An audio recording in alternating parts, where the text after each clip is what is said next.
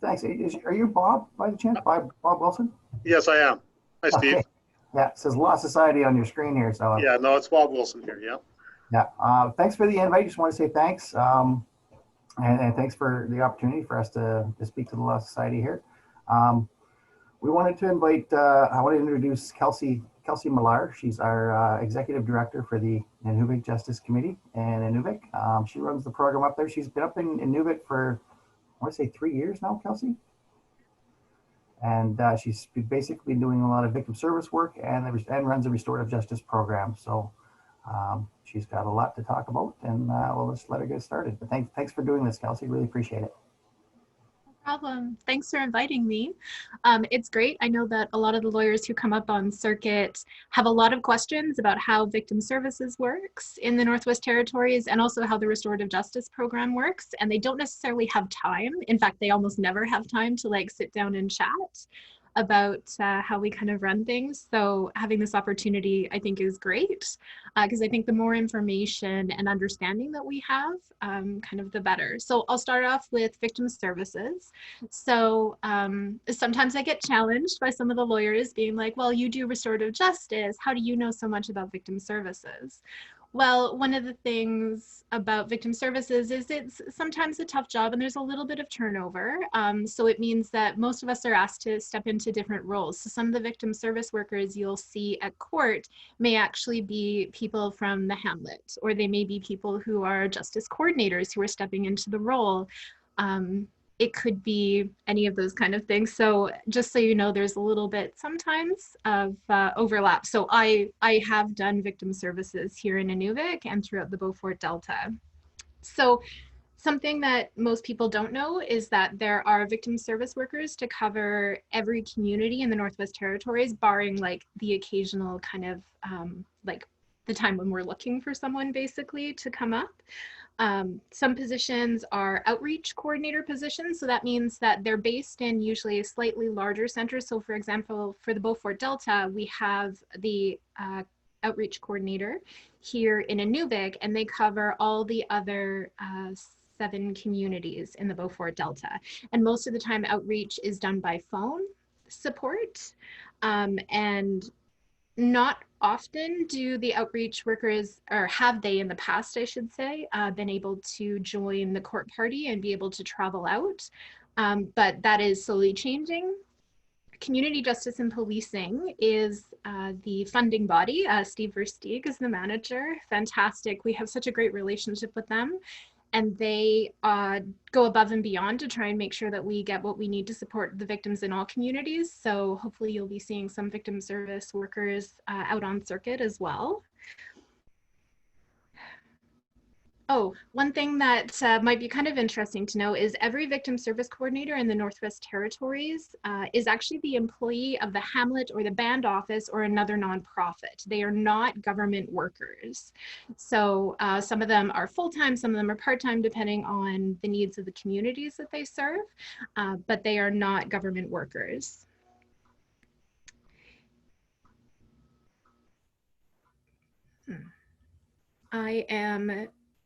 Of course, I'm skipping all over the place because that's what I do. So I mentioned the program is funded through Community Justice and Policing through the Band or the Hamlet office, or the nonprofit. In the north, here in Inuvik, we're very lucky. We have an amazing Inuvik Justice Committee, which is a nonprofit that oversees both the restorative justice and the victim service workers. And this next part, you may know parts of it, but I'm going to go over it just to make sure that everyone kind of gets like a holistic picture of how the victim service works. So victim services in the Northwest Territories supports clients through all of the processes associated with being a victim, which includes emotional support. So that can be as simple as taking a phone call when someone's having a really bad day and they just need someone to listen.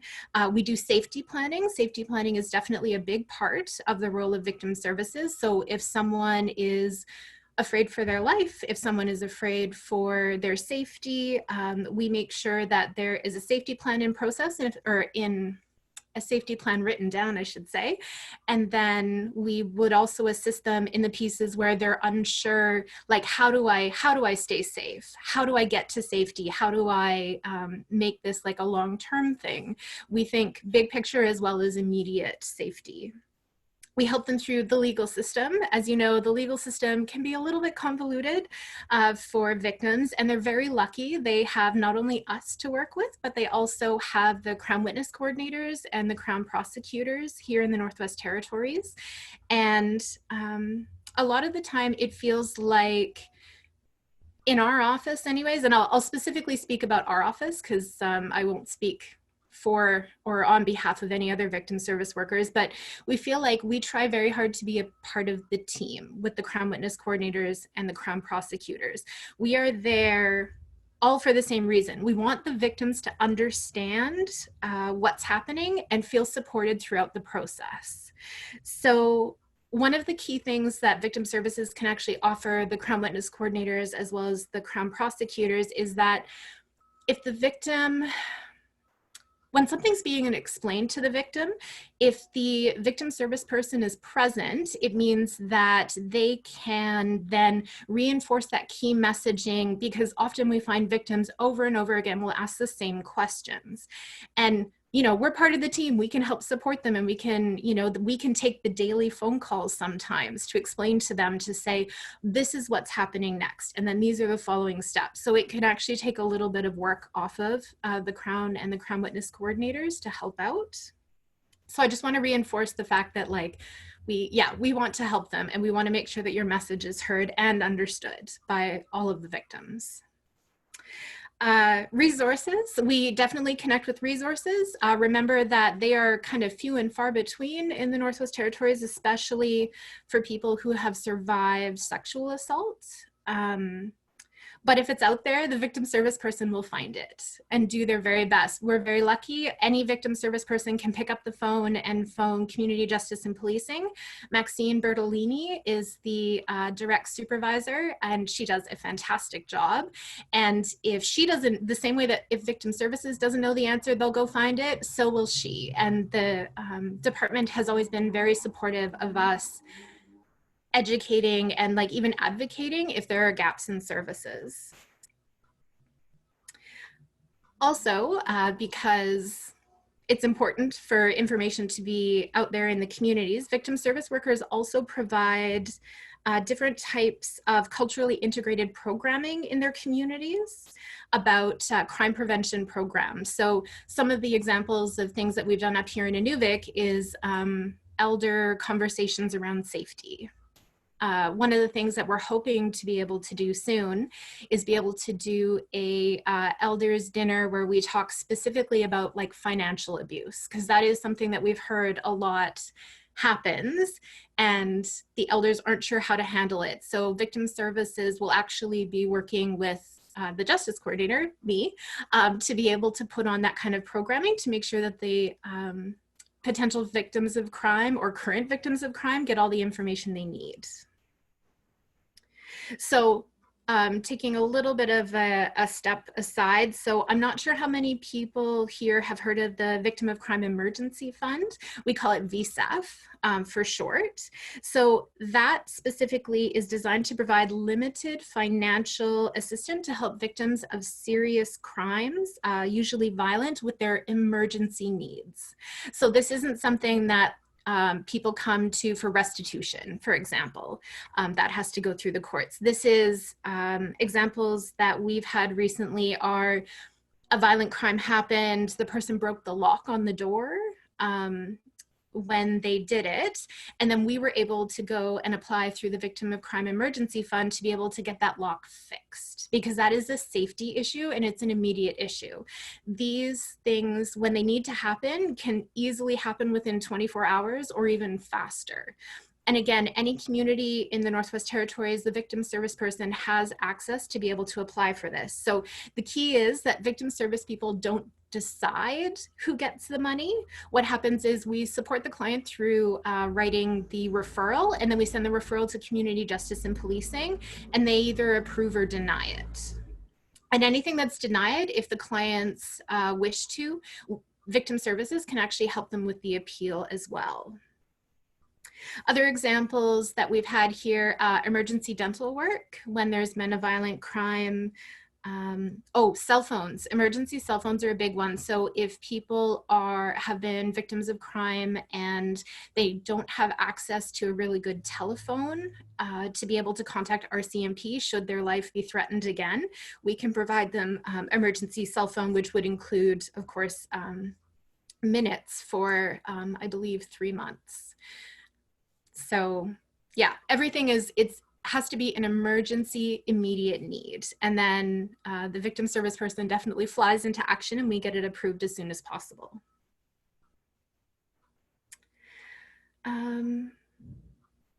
I think that's what I wanted to cover for victim services. I'm not sure if there's a chat in here. I'm looking around. It's funny, I use a different platform usually. If you have any questions, you can send them. I'm hoping to, I have this lovely little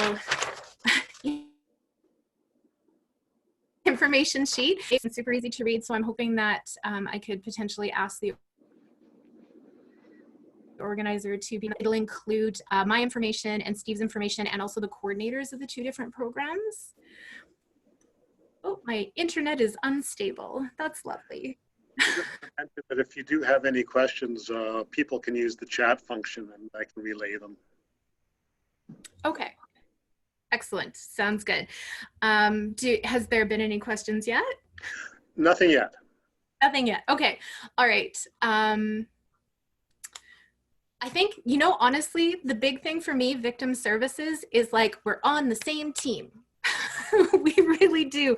Whenever Crown prosecutors come up and Crown witness coordinators come up, we know how hard your job is, and we know how many hours and how difficult it is to connect with community members who are victims and the witnesses and everything when there are going to be trials. We make lots of space for the fact that you're really busy and we don't want to take up your time. And at the same time, we are a resource and we are helpful. And we, I hope that, yeah, you'll remember that and I guess tuck that away in your back pocket as a potential resource to tell to victims. I think kind of sums it up for me. Okay, I'm going to move to the side and start talking about diversions. So restorative justice is my thing. I love restorative justice, the program and the process. We're so lucky to have community justice and policing supporting us, and they offer trainings as well throughout the year for all the justice coordinators. So there are positions for justice coordinators in every single community. There's only one per community though. So if that justice coordinator is away for whatever reason on medical or on vacation or something happens, diversions do have to go on pause. But I think the first thing I'm going to talk about is the process. So this is the one that I get the most number of questions about is, well, how does this actually work? Like they know that when we go to court, we say, okay, we need it to be adjourned to this time for a pre-meet to happen. Well, what does that mean? Oh, we need it to be adjourned to this time so that they can get their outcomes completed. What does that mean? So I'm going to go through that whole process now.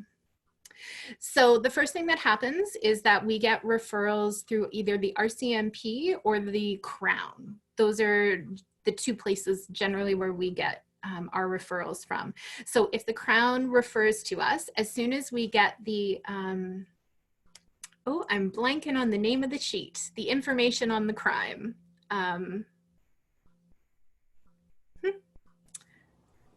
Prosecutor information sheet? Yes, that one. Thank you. Sorry, completely blanked on it. Once we get that information, we are able to then schedule a pre-meet. So what happens at the pre-meet is that we go over the charges. We actually read out loud, and by we, I mean myself and the offender. And if the offender is underage, the parents are invited as well. So what we do is we go over the charge, exactly what was written down by the RCMP, and we have a bit of a conversation. So this is, people assume that pre-meets are really quick. quick, and often they take more time for me than diversions do, because what happens is I have to explain the process and explain the philosophy behind restorative justice, because when people sit down in front of me, they assume that I'm going to shame them, that I'm going to tell them that, you know, well, you really screwed up, how are you going to make this better? That's what they're expecting. Almost all the time, especially if they haven't met me before. And what I have to do is kind of break the shame, because people who feel shame immediately go, I didn't do it, or it wasn't that bad, or they do different things to kind of diffuse it, because that amount of shame of committing a crime and admitting to it is really hard. And it's a process, really. And honestly, our society doesn't reinforce the fact that if you take responsibility, really good things can happen. You don't see that generally you don't see it anywhere, actually. So within our four walls and within our diversion process here in Inuvik, I have to spend quite a bit of time helping people move through that, and being that safe space so that people are able to admit and say, yes, okay, I did this, and yes, it was stupid, and yes, I should never do it again, and then stop there.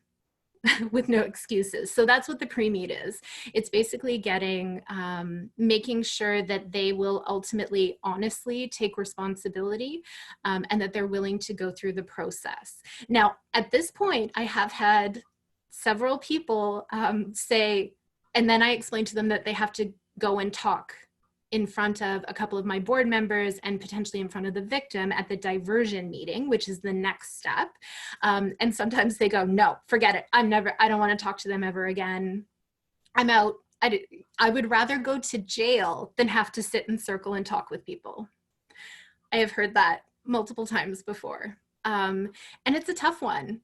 Talking is really hard for anyone. I mean, I'm really lucky. Talking is not a big problem for me, but I know it's something that people really struggle with, especially people who potentially have other things going on, like cognitive dissonance and potentially other struggles like that. So taking the thoughts and being able to put them into words, especially around things as difficult as feelings and accountability, we're asking for a lot from the people who go through diversion. And I recognize that, and I always honor it. And I try to make sure that people understand that we're going to support them, however that needs to look. In the past, we've had, there's actually been 2 people now where we just did yes or no questions, because answering with words was really difficult for them. And it was a beautiful diversion. It ended up being the one with the one particular person I'm thinking of. At the end, even though it was yes, no, and it was a little stilted because we had to think about every question we asked during the diversion process, it all ended up, everyone felt really comfortable, was laughing at the end, and the victim and the offender actually ended up hugging. And I had originally said, oh, if they shake hands, we're good. That would be amazing. If they, in the end, that's all we get, that's okay. And it always ends up meeting or exceeding my expectations. People are really amazing if you give them the opportunity and make sure that they know that you generally care, because that's the big thing about restorative justice. It's restoring relationship. This is not we're going to sit here around the table and we're going to tell you how bad you were, and we're going to tell you how stupid what you did was. Directly, like lecturing, and then you're going to have to do things to make up for it. That's not the heart or the philosophy of restorative justice. And I know that our society generally is very punitive. So what I'm saying may come across to you as kind of frou-frou or silly or whatever, but it works. If people are willing to engage and they commit to it, it really does make a little bit of difference in our lives. So this is the big thing. Restorative justice doesn't fix things. I have lawyers say, oh, well, then none of your people ever offend again, right? I'm like, well, no, some do. But, I got a phone call from one of my past diversions saying, hey, I'm in jail, unfortunately. And I was like, oh no, what happened? And they were like, well, I got so mad and I remembered what you talked about. So instead of punching them, I punched a wall. I was like, okay. I mean, I'm really glad to hear that you brought it down and that you made a different choice. That's fantastic. I'm like, what do you think the next time that this happens, you're going to do? Like, it's that kind of thing. It's a stepping stone. This is not a fix-all or a cure-all, but it really does, they hear you in the back of their head, I guess, in a certain way. And she felt comfortable enough to phone me and tell me about that, which is also really great, which tells me that the connection and the relationship are helping her make healthier choices. We're not quite at the best possible outcome yet, but we're working on it. So restorative justice can kind of, it's almost like it works its way in. I think I heard one person talk about restorative justice as water wearing down a rock to smoothness once. I mean, it takes time. And the process, if done well, takes time, like the pre-meet I mentioned before, and the next piece, if they admit responsibilities, say that yes, they want to continue with diversion, the next piece is the actual diversion meeting, which is what I mentioned before. We sit in circle. Ideally two board members from the justice committees will sit in on it. So these are people who live in the community where they are on the justice committee. So I, for example, have, I think, 7 or 8 board members, or 8 board members now, and they've all been trained in diversion. So basically kind of what I'm talking about now, except I think it usually takes a full day. And Community Justice and Policing has a really wonderful handbook. I'm not sure if Steve could talk about at some point, like where you could access that if you wanted to read it, because it is fantastic. They did a great job of outlining it. Yes, so the board members, 2 of them ideally, myself and the victim, if they want to participate, sit in circle. So this is the point where sometimes victims don't want to be in the same room as the offender, and that's totally okay. So what happens at that point is that almost always I get like a victim impact statement. I'll sit and I'll chat with them and I'll make notes so that their voice is heard at the table. I've been really lucky. I've had almost all of the victims want to be a part of the diversion circles. So that's been pretty fantastic, but sometimes it's hard, and and the victims don't necessarily want to have to face them again, and they want to leave it behind, and I and other justice coordinators will support them in that. But yeah, so then we sit for the diversion circle where we go over what happened and we go in order. So we ask the victim, what happened for you? What's happened? How did it affect you? And what's happened since? And we actually ask the same question of the offender, because the idea is that it's important for the offender to see the victim and understand the whole picture. Like that moment in time could have affected them in so many different ways. It's almost like a pebble being dropped in a smooth lake. Suddenly there are so many ripples going out in every direction, and it's important that the offender understand that.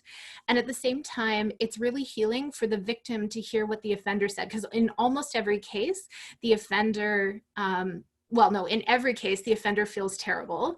And they say, if I had known, or it was really stupid and I can't believe how much this has affected you. Like that connection, that's the restorative relationship between them. And then with the justice committee members, the board members sitting in there, it's the connection to community. So them sitting and chatting and not judging, but supporting the fact that they're taking accountability reinforces the fact that community doesn't see you as bad. Community sees you as having made a mistake and needing to do something about it. So yeah, the diversion process usually lasts about an hour. I've had some that actually lasted 3 hours, which have been wonderful. But yeah, it all depends on how people are feeling. I remember one where it was with an elder where I'm like, oh, if they if they shake hands, we're cutting it there. Like, we're done. The diversion is good. It'll be deemed successful. It all depends. There's a lot riding on what the board members think and also on the coordinator, because the way that diversions end is that we always chat about what can be done to help make up for the harm and what can be done in order to make sure that you make better choices in the future. Those are key. So not only do we talk about reparations at this point can come up. Now, this is important. We don't want to, I always tell people I want to leave them a little bit better than when they came in. So that means not inflicting undue hardship on them.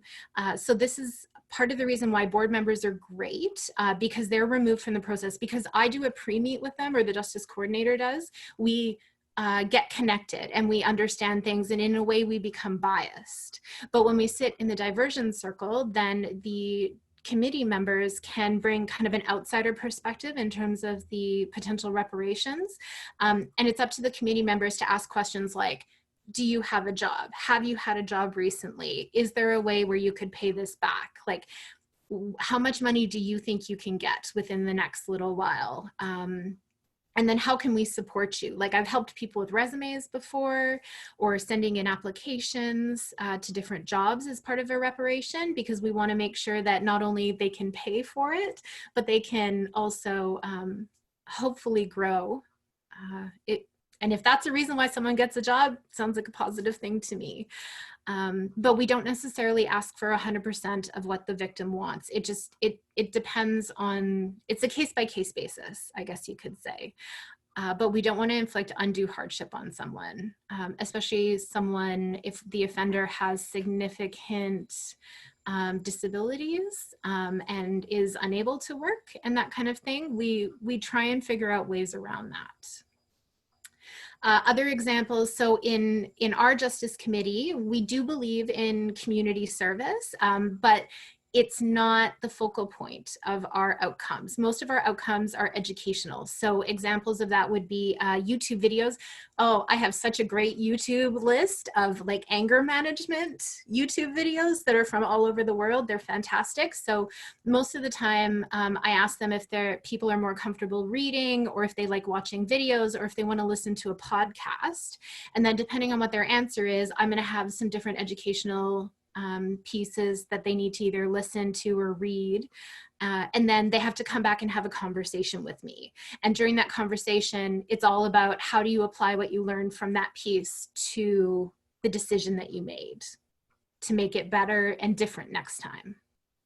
So, and then they're given a certain amount of time to be able to complete the outcomes. And that can, and you know, when you hear people asking for like 2 to 3 months, it could be because they need to do specific programming in the community, and then they have to wait, you know, maybe the program won't be offered for 2 months, or in COVID right now, it makes it even more tricky, as you can imagine, because there's almost no programming being offered.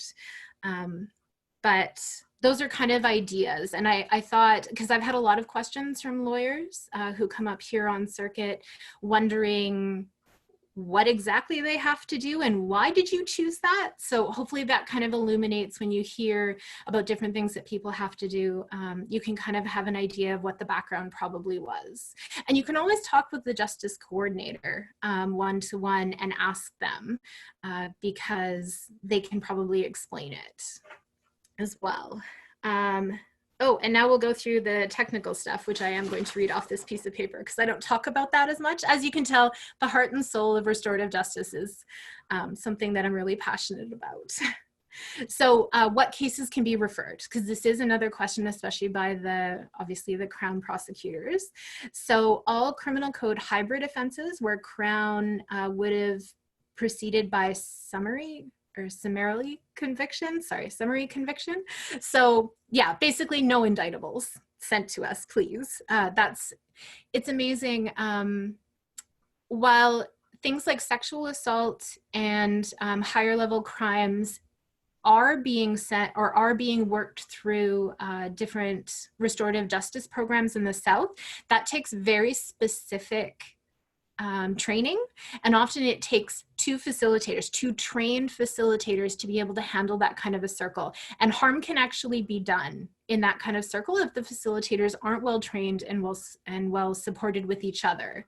And they also take a ridiculous amount of time. I believe that my friend who does restorative justice down in Maple Ridge in British Columbia, it took them 6 months to get a sexual assault circle together.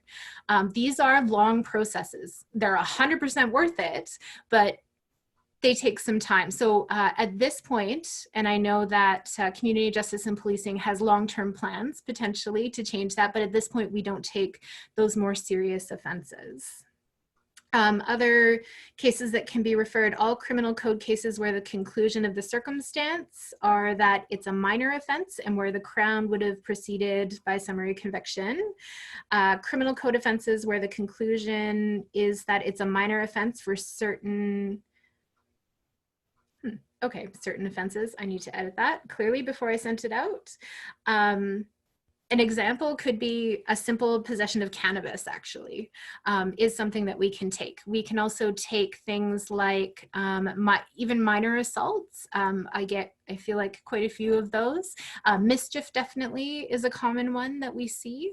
Yeah, anything minor, especially if the client is willing to admit guilt, have a conversation with the justice coordinator and say, hey, I've got this one. These are like Cole's notes, what happened? What do you think? And the justice coordinator will be able to give you an idea and then take it back to their board. Because that is the other thing, is that as much as justice coordinators have a lot of really lovely autonomy and a lot of ability to do things and make decisions, we ultimately, every single one of us reports to a committee or a board.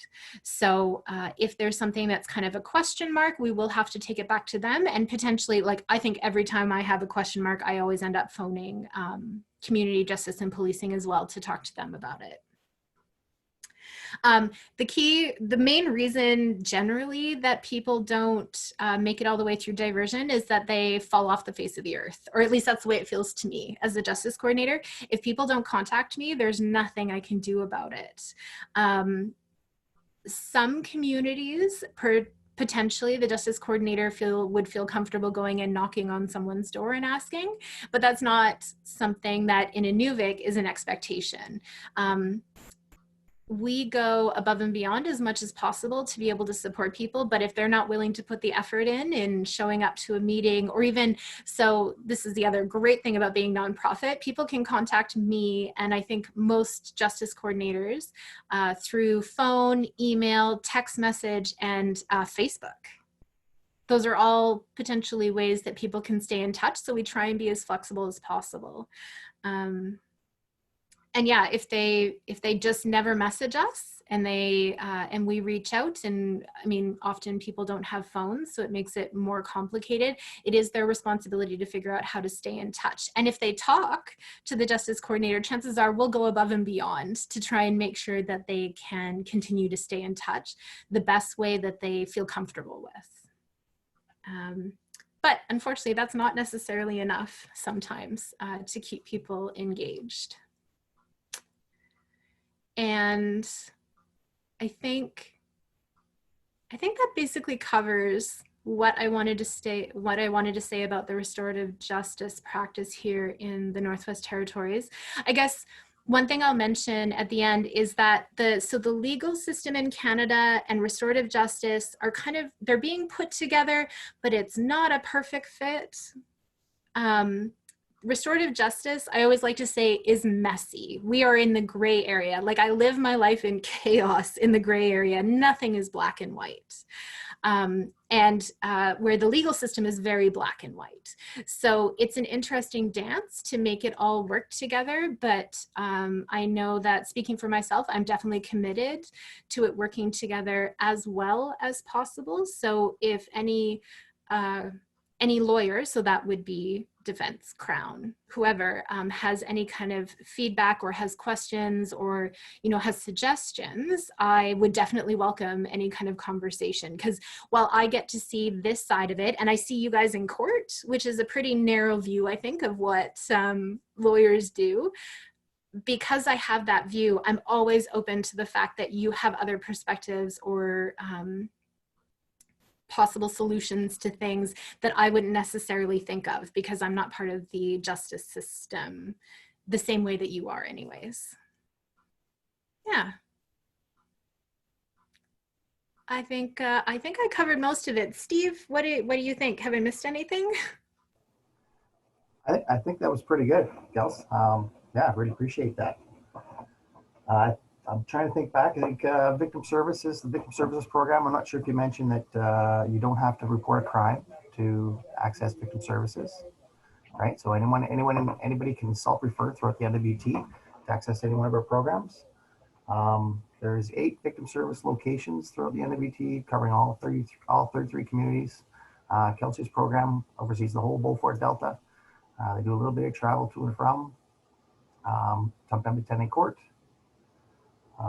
We have 30 restorative justice programs through the NWT.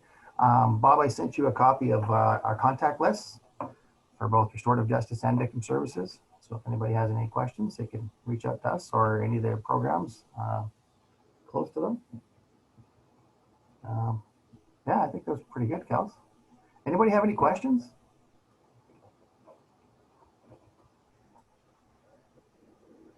Yeah, if you have any questions, just unmute your microphone and let her rip.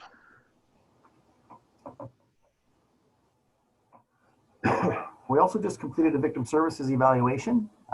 We're looking at some, it was a very solid program evaluation.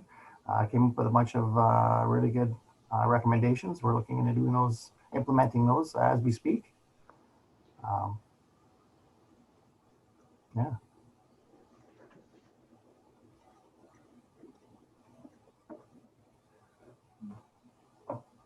Oh, one thing I didn't mention about victim services either was that we do, we also help with, or we can do victim impact statement. So that's something that we can support victims with and sit with them and help them through the process, which has been great. Recently, we've been asked, because we have that kind of personal connection and we're in the same community, it can be really helpful.